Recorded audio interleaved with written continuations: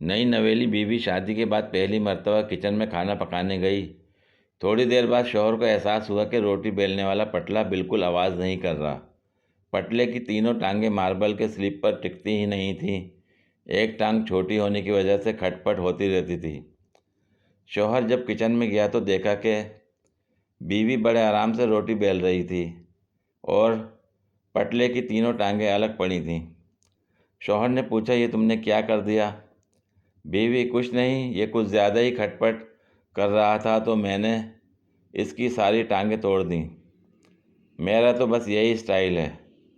शादी को पूरे 40 साल हो चुके हैं, लेकिन बीवी का ये स्टाइल देखकर शौहर को कभी भी खटपट करने की हिम्मत नहीं हुई, क्योंकि उसे पक्का यकीन है कि जो खातून 3 टांगें तोड़ सकती है उसके लिए 2 टांगें तोड़ना कोई मुश्किल काम नहीं।